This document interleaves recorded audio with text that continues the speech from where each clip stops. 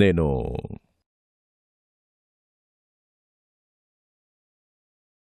4-5 సంవత్సరాల వయసు పిల్లాడిగా ఉన్నప్పుడు మా జేజవ్వను చూడడానికి వెళ్లేవాడిని. అప్పటికే ఆమెకి 100 సంవత్సరాల పైన వయసుంటుంది. ఆమె 114 సంవత్సరాల వరకు జీవించింది. అయితే సాధారణంగా అందరూ వింతగా అనుకునే ఆమె పద్ధతులను నేను గమనించేవాడిని.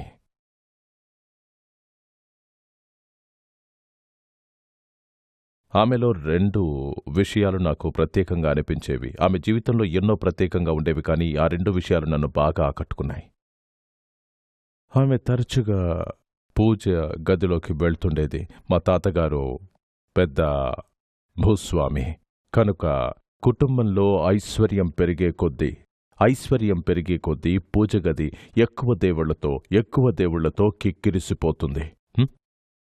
అంతే కదా? అయితే కుటుంబంలో ఐశ్వర్యం పెరిగే కొద్దీ నేను లెక్కబెట్టలేదు, కానీ కనీసం ఒక 40 నుంచి 60 దేవుళ్ల చిత్రపటాలుండేవి. అది చాలామంది దేవుళ్లతో ఉన్న పెద్ద గది. ఎందుకంటే మీరు డబ్బు పోగొట్టుకోకుండా ఉండడానికి మీరందరు దేవుళ్లను ప్రార్థించాలి. ఎవరికి వారు వెళ్ళి వాళ్లకు తెలిసిన అర్థం లేని ఏవో ఆచారాలు పాటించేవారు. కాని ఆమె అక్కడికి వెళ్ళేది. ఆమె కొద్దిగా పొడుగ్గానే ఉండేది. ఆమె జుట్టు మోకాళ్ల వరకు ఉండేది. ఇది ఆమె 100 సంవత్సరాల వయసులో ఉన్నప్పుడు సంగతి. సాధారణంగా ఆమెను ఒక దయ్యంలాంటి మనిషి అనేవారు. ఎందుకంటే ఆమె ఏదో చెడు చేస్తుందని కాదు, కాని ఆమె ఊరికే నవ్వేది. ఆమె నవ్వితే ఆ వీధంతా ఊగిపోయేది. నిజానికి ఆ తరంలో స్త్రీలు నవ్వకూడదు, కాని ఆమె నవ్వేది. ఆమె నవ్వితే చుట్టూ ఉన్నవన్నీ ఊగిపోయేవి. మీరు నవ్వుతారా లేక మానేశారా? మంచిదే. నాకు వినిపించిందైతే నాకు అర్థం కానిది ఏంటంటే, నవ్వని ఆడవాళ్లతో మగవాళ్లు ఎలా జీవిస్తున్నారనేది. నవ్వటం అనేది అప్పట్లో తప్పుగా అనుకునేవారు. ఒక స్త్రీ చిరునవ్వు నవ్వొచ్చు, కాని పెద్దగా మాత్రం నవ్వకూడదు. ఈమె మాత్రం గట్టిగా నవ్వేది. దొర్లుతూ నవ్వుతున్నట్లుండేది. అలా నవ్వేదామె. అందరూ ఆమె ఒక దెయ్యంలా నవ్వుతుందని అనేవారు. ఒక దెయ్యం నవ్వేది అయితే, దేవుడు ఏడ్చేవాడైతే నేను దేన్ని ఎంచుకోవాలి? మీకేది ఇష్టం? దెయ్యమే. ఒకవేళ దెయ్యం ఆనందంగా నవ్వేదిగా ఉండి, దేవుడు సీరియస్గా ఉండి, ఏడ్చేవాడు ఎప్పుడు ఇబ్బంది పడేవాడైతే మీరు దేన్ని ఇష్టపడతారు? అయితే నేను ఎప్పుడూ తికమక పడుతూ ఉండేవాడిని. దెయ్యం నవ్వుతూ ఉంటుందా ఎందుకనో అనుకునేవాణ్ణి. అయితే ఆమె పూజగదిలోకి వెళ్లి జుట్టు వీరపోసుకుని పాటలు పాడుతూ, నాట్యం చేస్తూ, ఏడుస్తూ, నవ్వుతూ ఉండేది. కన్నీళ్లు ధారలుగా కారుతూ ఉండేవి. ఆమె నవ్వుతూ, పాడుతూ, నాట్యం చేస్తూ ఉండేది. ఆమె తన పాదాలతో పువ్వులు తీసుకుని వాటిని అలా దేవుళ్లకు వేసేది. నేనామెని అడిగేవాణ్ణి, అసలేం చేస్తున్నావు, ఏంటి సంగతి అని. ఆమె గట్టిగా నవ్వి అనేసేది, ఓ నీకు ఒకరోజు తెలుస్తుంది అని నవ్వేసేది.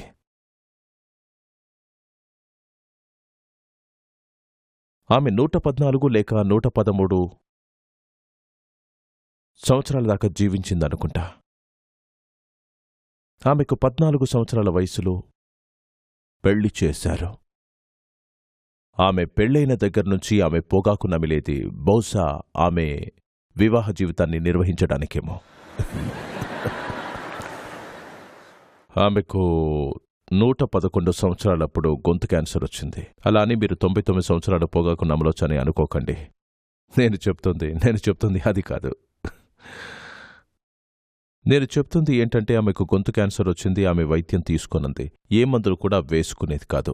ఆమెకు ఎంతో ఎక్కువ నొప్పి ఉండేది, కానీ ఎప్పుడూ నొప్పిని తగ్గించే మందులు వేసుకునేది కాదు. ఎంతో గౌరవంగా దాన్ని భరించేది. ఇలా ఆమె 114 లేక 113లో చనిపోయింది. మేమెక్కడికి వెళ్ళినప్పుడు ఆమె కూడా వచ్చేవారు. ఉదయాన టిఫిన్ ఆమెకి ఇస్తే ఆ టిఫిన్ తీసుకుని పెరట్లోకి వెళ్లేది. టిఫిన్తో వెళ్లిన ఆమె పక్షుల కోసం, చీమల కోసం వెతికి ఆమె తినాల్సిన టిఫిన్ కాస్త అక్కడ ఇక్కడ పెట్టేది. ఆమె టిఫిన్లో సగానికి పైగా ఈ జంతువులకు పెడుతూ ఉండేది. తెలివైన వాళ్లం అనుకునేవారు ఆమెను తిట్టేవారు. నీ ఆహారమంతా ఎవరో ఒకరికి ఇచ్చేస్తున్నావు, నువ్వు చనిపోతావు. వాళ్లంతా చనిపోయారు, కాని ఆమె చనిపోలేదు. ఆమె తన పిల్లల్ని పూడ్చిపెట్టింది, కొంతమంది మనవాళ్లని పూడ్చిపెట్టింది, కొంతమంది మునిమనవాళ్లని కూడా పూడ్చిపెట్టింది. కాని ఆమె చనిపోలేదు. అయితే అందరూ ఆమె ఆరోగ్యం గురించి మంచి కోరుకుని సలహాలిస్తూ ఉండేవారు. కాని ఆమెకు చాలా బాగా తెలుసు, తన ఆహారంలో నుంచి సగానికి పైగా చీమలకు పెట్టేది. ఆమె ఒక మూల కూర్చొని వాటిని చూస్తూ ఆనందభాష్పాలు కారుస్తూ ఉండేది. ఎవరైనా ఏంటి నీ ఆహారమంతా ఇచ్చేశావా అని అడిగితే, హో నేనా, నా కడుపు నిండిపోయింది. ఇదేదో భావోద్వేగంతో ఇచ్చిన సమాధానం కాదు. ఆమెకు సంబంధించినంతవరకు అది నిజమే. చీమలు గనక తింటే తన కడుపు నిండినట్లు అనుభవించేది. ఆమె తన భావనలో అలా అనుకోవటం లేదు. ఆమె ఏం అనుభూతి చెందుతుందో అర్థం చేసుకోవడానికి నాకు చాలా సంవత్సరాలు పట్టింది. నా జీవితంలో అలాంటి అనుభూతికి రావడానికి చాలా సంవత్సరాలు పట్టింది. నాకు 8 సంవత్సరాల వయసులో ఏదో కారణంగా ఏడ్చాను, కన్నీళ్లు వచ్చాయి. నాకు ఏదో విషయంలో సిగ్గేసింది, కన్నీళ్లు వచ్చాయి. ఆ రోజే నిర్ణయించుకున్నాను, మరొక్కసారి నా కళ్ల నుంచి ఒక్క చుక్క కూడా కన్నీళ్లు రాకూడదని. ఇలా అయిపోయాను. నాలో అన్నింటినీ దృఢంగా చేసుకున్నాను. ఆ రోజు నుంచి ఎన్నో సంవత్సరాల వరకు, సుమారు 17-18 సంవత్సరాల వరకు నా కళ్లలో నుంచి ఒక్క పొట్టు కూడా కన్నీళ్లు రాలేదు. అలానే జీవించాను. ఒకరోజు మధ్యాహ్నం ఏదీ చేయకుండానే, బాధ లేదు, నొప్పి లేదు, ఎలాంటి వేదన లేదు, ఏమీ లేదు, నేనొక చిన్న కొండ మీద కూర్చున్నాను. మీకు చాముండి హిల్స్ తెలుసా? ఎవరైనా మైసూరు వెళ్లారా? అక్కడ నేను కూర్చుని ఉన్నాను. ఒక మిట్ట మధ్యాహ్నం వేళలో. చాముండి హిల్స్ నాకు బాగా తెలిసిన ప్రదేశం. దీన్ని నేనేదో ఒక పవిత్రమైన స్థలంగా అనుకున్నందుకు కాదు. మైసూరులో అప్పటి యువత ఏది చెయ్యాలని అనుకున్నా, మోటార్ సైకిల్ పరీక్షించి చూడాలంటే చాముండి హిల్స్ వరకు నడిపేవాళ్ళం. ఒక పార్టీ చేసుకోవాలంటే చాముండి హిల్స్కు వెళ్లేవాళ్ళం. ప్రేమలో పడితే చాముండి హిల్స్కు వెళ్లేవాళ్ళం. ప్రేమలో విఫలమైతే చాముండి హిల్స్కు వెళ్లేవాళ్ళం. చేయటానికి ఏదీ లేకపోతే చాముండి హిల్స్కు వెళ్లేవాళ్ళం. అలా ఏం చెయ్యాలన్నా, ఏదైనా పని ఉన్నా, ఏది లేకపోయినా చాముండి హిల్స్కు వెళ్లేవాళ్ళం. కాని ఈ రోజుల్లో అలా జరగట్లేదు. ఎందుకంటే చాముండి హిల్స్ కూడా చాలా మారిపోయింది. ఇదొక మతపరమైనది లేక పవిత్రమైనదని నేనెప్పుడూ చూడలేదు. కాని ఏం చెయ్యాలో తెలియకపోతే చాముండి హిల్స్కి వెళ్లేవాళ్ళం తెలుసా. ఒకరోజు మధ్యాహ్నం నాకు 2 వ్యాపార సమావేశాల మధ్య కొంత ఖాళీ సమయం దొరికింది. అయితే వెంటనే నేను నా బండిని చాముండి హిల్స్ వరకు నడిపాను.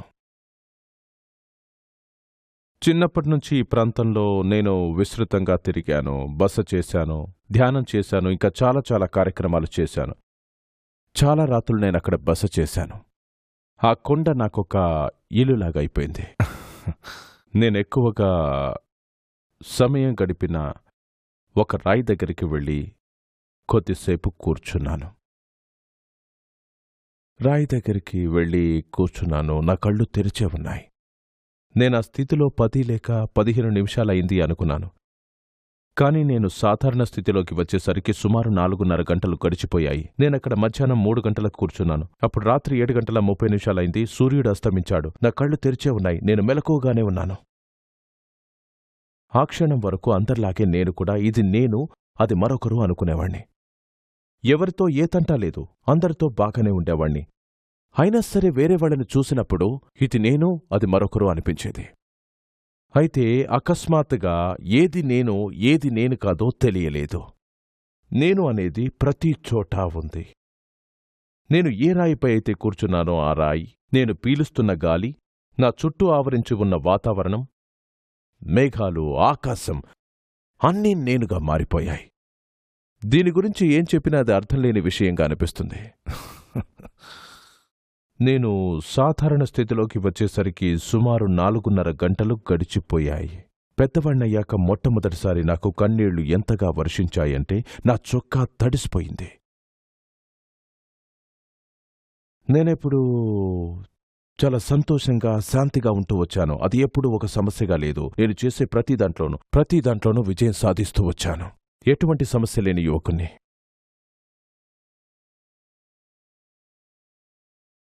కాని ఇది పూర్తిగా వేరు. నా శరీరంలోని ప్రతి అణువు ఒక కొత్త, అనిర్వచనీయమైన స్థితిలో, ఒకానొక పారవస్యంలో ఓలలాడుతుంది.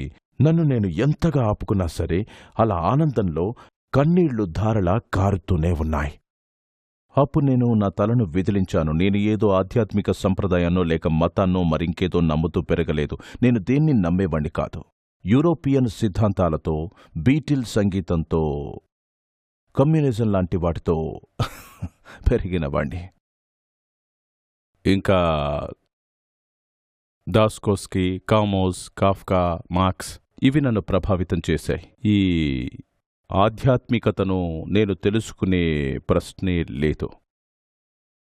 కాని ఇక్కడ నేను ఏ కారణం లేకుండా ఆనంద పరవశంలో ఉన్నాను. అప్పుడు నేను నా తార్కికమైన మెదడును అడిగాను, అసలేం జరుగుతుంది అని. నా మెదడు నాకు చెప్పగలిగిందిదే. బహుశా నేను మతిస్థిమితం తప్పుతున్నానేమో అని. నేను నా సమతుల్యతను కోల్పోతున్నాను. కాని అది ఎంతో అందంగా ఉంది. దాన్ని నేను ఒక్క క్షణం కూడా వదిలిపెట్టాలనుకోలేదు. నేను ఏదో పొందానని నాకు అర్థమైంది. అదేంటో నాకు తెలీదు. కాని దాన్ని నేను ఒక్క క్షణం కూడా పోగొట్టుకోవాలని అనుకోలేదు. అయితే ఈ కన్నీళ్లు వచ్చినప్పుడు నేననుకున్నాను, దేవుడా, ఈ కన్నీళ్లను ఇన్ని సంవత్సరాల వరకు నేను సిగ్గుచేటని అనుకున్నాను. అలా అనుకుని ఒక్క బొట్టు కూడా రాలనివ్వలేదు. నా కళ్ళు పొడిచినా కూడా అవి వచ్చేవి కావు. నన్ను నేను అలా మలుచుకున్నాను. మరిప్పుడేమో ఇక్కడ కన్నీళ్లు కారుతున్నాయి. ఆనంద పరవశంలో మునిగిపోయాను. ఆ రోజు ఈ కన్నీళ్లు వచ్చినప్పుడు, ఈ ఆనంద బాష్పాలు ఈ ప్రపంచం మొత్తం కూడా అనుభవిస్తే ఇది జీవించడానికి ఎంత అద్భుతమైన స్థలంగా మారుతుందో కదా అనుకున్నాను. ఎన్నో సంవత్సరాల శ్రమ, ఎన్నో విషయాలను జాగ్రత్తగా ప్రణాళిక చేసుకోవడం వల్ల ఈరోజు మనకు ఆనందాల సాధ్యమైంది.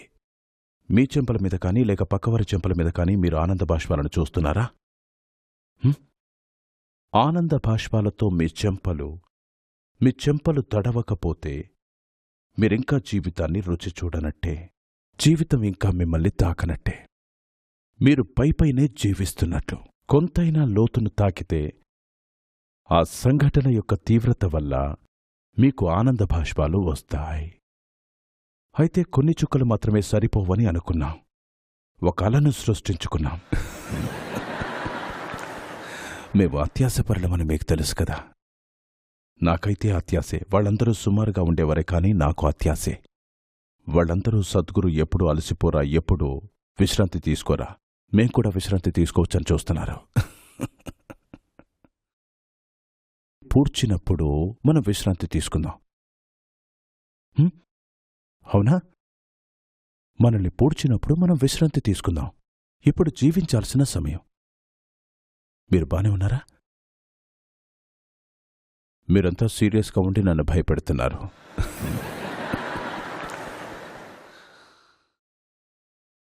ఇలా పర్వాలేదా? వాళ్ళు మనల్ని పూడ్చినప్పుడు విశ్రాంతి తీసుకుందాం. అప్పటి వరకు మనం జీవిద్దాం. పర్వాలేదా? ఇప్పుడే విశ్రాంతి తీసుకుందామా? మీరిక్కడికి జీవితాన్ని అనుభవించడానికి వచ్చారా లేక జీవితాన్నుంచి తప్పించుకోవడానికి వచ్చారా అనేది నిర్ణయించుకోవాలి. మీరు జీవితాన్ని తప్పించుకోవాలనుకుంటే బద్ధకం, నిద్ర ఇంతకంటే సమర్థవంతమైన మార్గాలు లేవు. ఎందుకంటే మీరు మీ మంచం మీదే దొర్లుతూ ఉంటారు. ఇంకా సమర్థవంతమైన పద్ధతులున్నాయి. నిన్న వాళ్లకు చెప్తున్నాను, హుస్సేన్ సాగర్ మంచి చోటే, అది బుద్ధుని కూడా ముంచేసింది. మీకు తెలుసా? మీకు గుర్తులేదా? హుస్సేన్ సాగర్ మరీ సాధారణమైంది కాదు, అది బుద్ధుని కూడా ముంచేసింది. మిమ్మల్ని ఖచ్చితంగా అది ముంచేయగలదు. కనుక మీరు నిజంగా విశ్రాంతి తీసుకోవాలని అనుకుంటే అది ఎలా అయినా వస్తుంది. ఇప్పుడు జీవించాల్సిన సమయం. జీవితం నుంచి తప్పించుకోవడానికి పథకాలను వేసుకోకండి. ఇప్పుడు జీవించాల్సిన సమయం. వీలైనంత సజీవంగా, వీలైనంత ఉల్లాసంగా ఉండాలి. ఇది జీవించాల్సిన సమయం, అవునా? మీరు ఉల్లాసంగా ఉంటే ఏ వయసనే సంబంధం లేదు. ఇది జీవించాల్సిన సమయం, అవునా కాదా? మీరేం మాట్లాడటం లేదు. గొంతులకు విశ్రాంతినిస్తున్నారా ఏంటి? కాబట్టి జీవితాన్ని దూరంగా ఉండి జీవించడానికి ప్రయత్నించకండి. మీరొక స్ట్రాతో తాగుతున్నారా లేక దానిలోకి దూకాలనుకుంటున్నారా? ఈ జీవితం యొక్క రసాన్ని మీరు దూరంగా ఉండి ఒక స్ట్రాతో తాగుతున్నారా లేక మీరు దాంట్లోకి దూకాలనుకుంటున్నారా?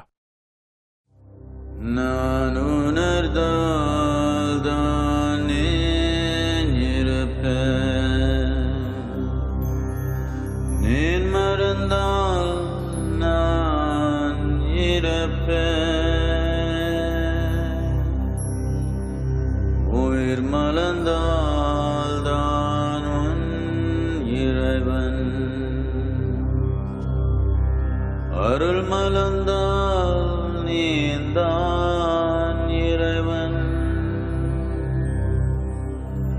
மண்ணாயிருந்து மலரானே மனிதனானவன் மண்ணானா மலர் கொடிக்கெல்லாம் வேர் மூலம் உன் உயிர் மலர்ந்துக்கு நான் மூலம். உன் உயிர் கெதுக்கு பொன் செல்வம் தேவையானது உயிர் நோக்கம். உயிர் நோக்கம் வெறும் உயிர் நோக்கம். உயிர் நோக்கம் வெறும் உயிர் நோக்கம். ஆசையுக்கோவமும் தெரியாத நோக்கம். பற்றும் பாவமும் அறியாத நோக்கம். அன்பும் ஆனந்தம் நிறைஞ்ச நோக்கம். உயிர் நோக்கம் வெறும் உயிர் நோக்கம். உயிர் மலர்ந்தால்தான் உன் மோட்சம். உயிருக்கு உயிர்தானே நோக்கம். இந்த பொங்கல் எது நோக்கி போலாம்? உயிர் நோக்கமா போயிடலாமா?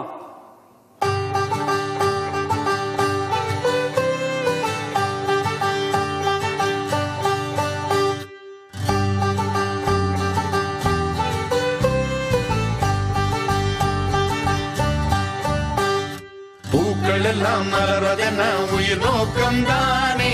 மரங்கள் எல்லாம் வளர்வதென்ன உயிர் நோக்கம் தான். ஆசையெல்லாம் வளர்வதென்ன உயிர் நோக்கம் தானே. ஆழ்மனதில் இருப்பதென்ன உயிர் நோக்கம் தான். பிறக்கும் உயிருக்கெல்லாம் ஒரு நோக்கம் தானே. பூக்கள் எல்லாம் மலர்வதென்ன உயிர் நோக்கம்